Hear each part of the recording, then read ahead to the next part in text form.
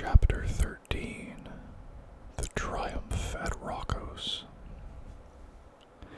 Upon the martial square of 108 Beta Calibus 9.2, the whole of the Indomitus Crusade was arrayed in full.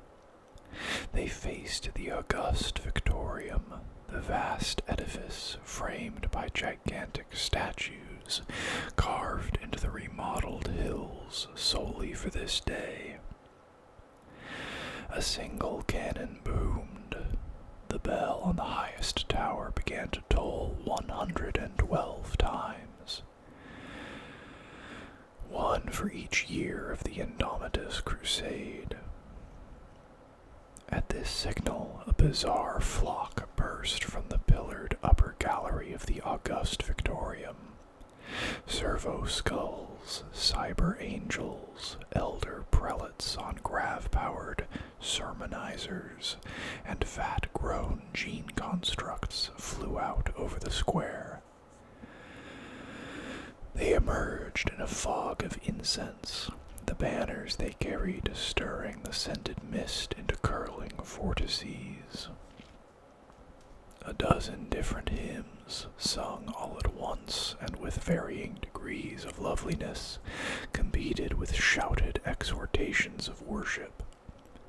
As this aerial flock dispersed to soar over the martial square, down the steps of the august Victorium floated, walked, crawled, rode, and sang priests of every kind, accompanied by all their attendant devices.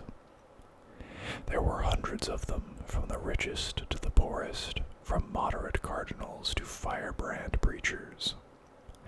Between them, auto-preachers crabbed sideways on clanking legs, the moldering brains of the martyrs within, roaring out religious epithets through primitive augmenters.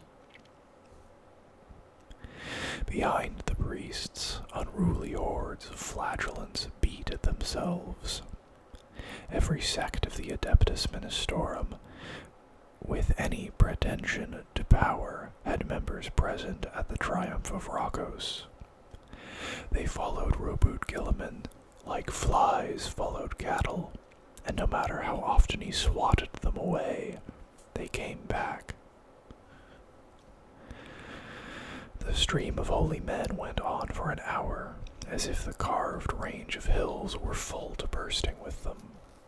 They filled the avenues between the warriors standing to attention, though they set no foot on the carpet running down the very center aisle. None dared do that, for that was Gilliman's alone to tread. They sang and mumbled and prayed. A dozen bishops and all their aides and servitors and whispering confidants stalked after the priestly horde in pompous parade, each vying with the others in displays of opulence or contrary poverty. Finally, there came a veritable wagon train of sacred arks bearing the bones of dead saints and fallen heroes of the Indomitus Crusade, these also accompanied by immense throngs of the faithful.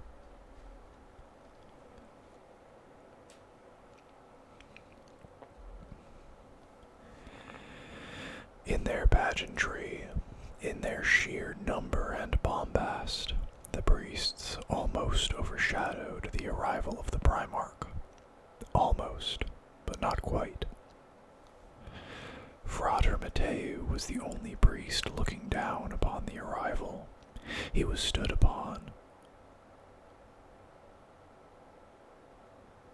He was stood on a wide prominence over the steps, carved from the flesh of the land earlier that week.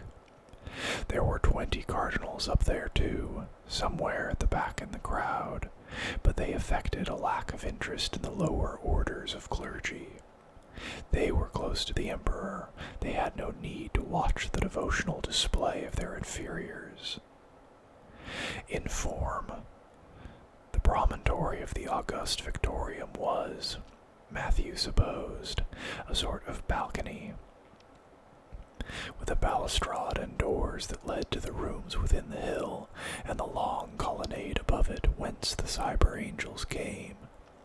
It had all the appurtenances of a balcony, but it was so immense that the word did it no justice. It ran for almost a kilometer and was crammed with officials of every kind. There were few warriors upon it. All but the mightiest leaders stood with their soldiers upon the square, many upon raised platforms or standing within the cupolas of enormous command vehicles, so that their importance was understood. Well, thought Frater Matthew, perhaps not so few warriors. He had counted them as they had arrived, before the crowds got too thick. There were 36 chapter masters, a further 18 Space Marine lords, all the upper leadership of the remaining chapters of the unnumbered suns, and their larger supra-chapter groupings. 6 Adeptus Custodes, 3 Canonesses of the Adepta Sororita, 5 generals, various warlords, and others of similar rank, Captain Felix, Captain Sicarius, all 20 of Gilliman's Victrix Guard, the Commissar General, the Admirals Primus, Secundus, and Tertius, several Rear Admirals, dozens of Commodores, more dozens of shipmasters, including Brahi, and scores of other men and women of war. But numbers were relative. The warriors were 200 amid a sea of thousands of other Imperial servants, navigators, psychers, astropaths, tech magi, bureaucrats, high lords or their representatives, although a few hundred of the lesser lords of the Senatorum Imperialis had come in person, hoping for advancement. Only 3 of the high 12 had dared make the dangerous journey, planetary commanders and other potentates. Not so long ago, thought Matthew, this gathering would have represented the very apex of Imperial power. Not anymore. Not when a Primarch walked among them and led them. A son of the Emperor had returned. Everyone else was at best an assistant, at worst an impediment to the efforts of the Imperial Regent. May the Emperor forever bless him. Faith suffused Matthew from the crown of his head to the soles of his feet. It held him upright like a scaffold. Without faith, he thought he might collapse, a boneless man, overwhelmed by the glory of the Imperium ranged before him. Such colors there were, and so many great engines of war, so much faith.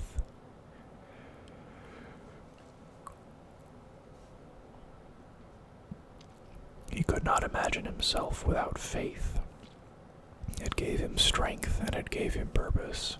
When he was with Robert Gilliman, that faith burned in him so hot that his skeleton seemed afire like molten iron. Miraculously, the heat did him no harm, but instead filled him with powerful energies.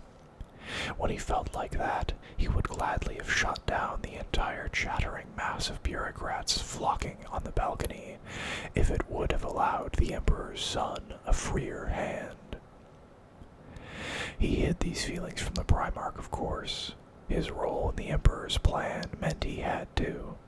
There was no shame in that.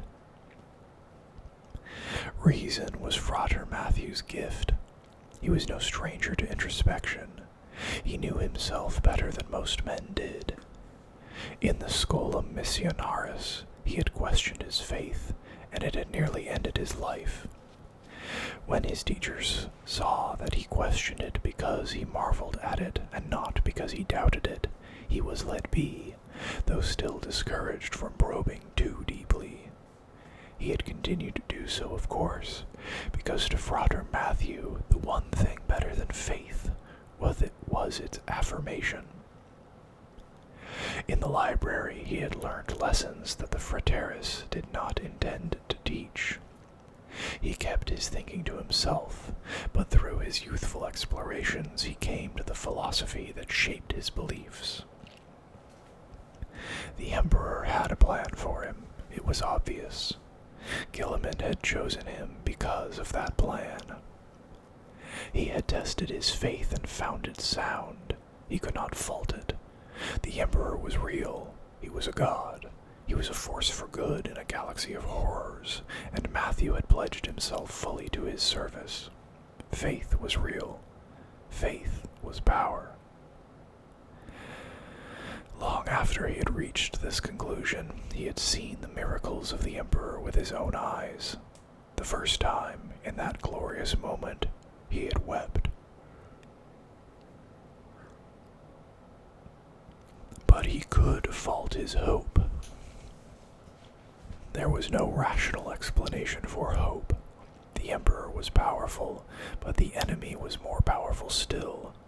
The galaxy was beset like at no other time. For every miracle Frater Matthew had witnessed, he had seen 10,000 sorrows. How, he wondered in the dark watches of the night, could the Emperor save them? Yet his faith kept his hope alive. Nothing could extinguish it, not reason nor experience. It was irrational. He should have been wailing out the cry of the end times, but he did not. Provided he did his part, he had a sincere belief all would be well. Hope is foolish, he asked himself. He looked upon the serried ranks of the Imperial might, and he thought perhaps it was not. He prayed he could bring the mercy of hope to the Primarch also. A fanfare brayed, brassy and short in the Macragian way. The horde of priests fell as silent as the assembled soldiery. Roboot Gilliman emerged from the carved face of the hill into stillness. He ascended steps up to a pulpit fashioned in the form of a giant crouching aquila. The double-headed eagle that was the badge of the Imperium, and surveyed the army before him.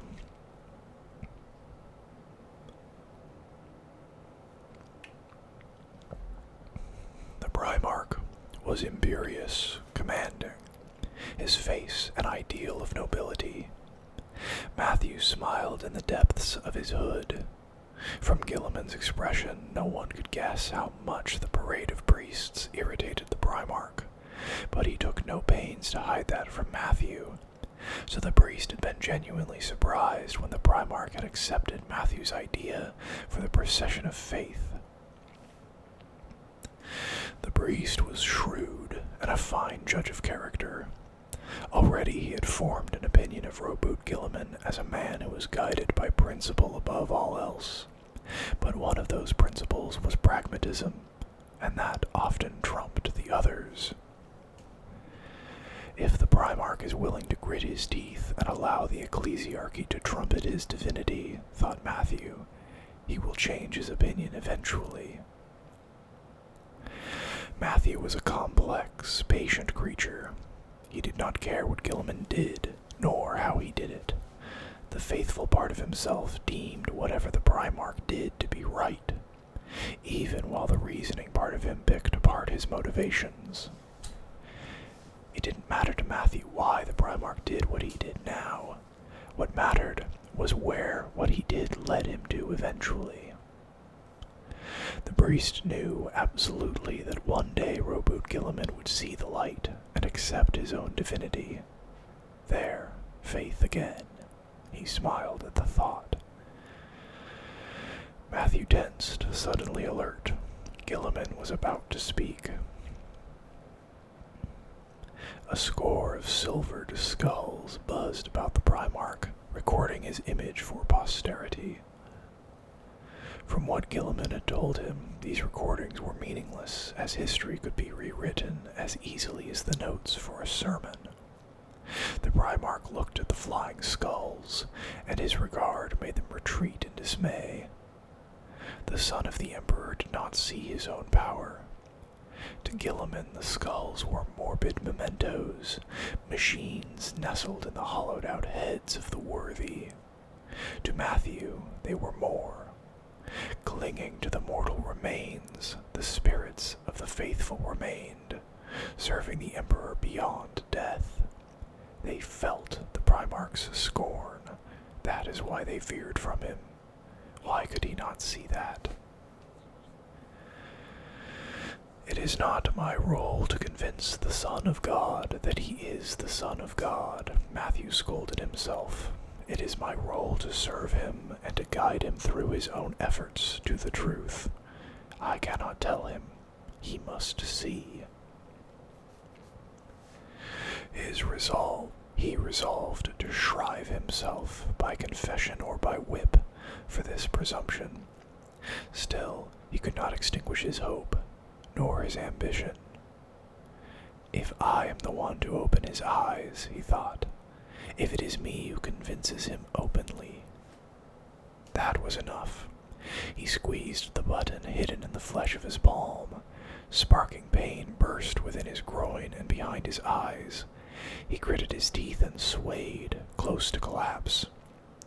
But the implanted electro-flail was not enough to break his immodest ambitions. He would have to punish himself harder later. Only in agony was there atonement. The aftertones of the last toll of the bell hummed across the gathering. Gilliman addressed the crowd.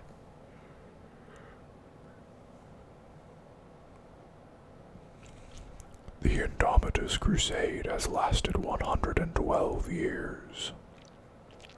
A lesser leader might shout or posture. Gilliman spoke clearly and calmly, and his words carried the power of 1,000 guns out across the martial field. You look to me and say, see, he is the son of the master of mankind. He has come to save us. He has brought low the lords of chaos. He has crossed the stars when all ships founder in the storms of the warp. Gilliman paused for effect. Matthew saw his tricks. He was no stranger to addressing crowds. Knowing the art made it no less effective. I say to you, I did not do this. It is not I who has liberated hundreds of star systems. It is not I who has provided reinforcements to dozens of our chapters, or relieved beleaguered armies that they might fight again. It is not I who has driven back the dark. I am but one man, and yes, I say I am a man, though Primarch I may be, for my soul is human, and my heart, and my blood. The intent of my father was that I be the best that mankind has to offer. I am not. He swept his gaze across the crowd. You are. It is you, the humanity of all the worlds and organizations of this great Imperium, who have done these things. You are the muscles of war, its sinews, its heart, and its spleen. Without you, what would I have accomplished? I say to you, I would have accomplished nothing. Yes, nothing. You, all of you, must hold your heads high with pride. Without your efforts, the Imperium would surely have fallen. He shouted now, and it rolled out across the square. Banners snapped in the planet's dusty wind. It was eerily quiet. There were thousands upon thousands of humans and transhumans arrayed on the martial square.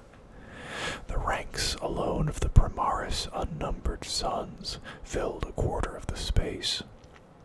They were arranged into chapters, but their armor, colored in the liveries of their Primarchs, formed huge blocks that brought to mind the legions of old. There were 20,000 Primaris Space Marines here, the rosters said, along with 40,000 Adeptus Astartes of the older type, 20 million men and women under arms, and the cybernetic battle congregations of the priesthood of Mars. War constructs of increasing size lined the distant back of the square, from the war robots of the Legio Cybernetica up to the sky-occluding bulk of the Titans. How could they not win? The The Indomitus Crusade is a success, continued Gilliman. I declare its task complete. By our blood and sacrifice we have brought the Imperium valuable time to retrench. But we are needed elsewhere.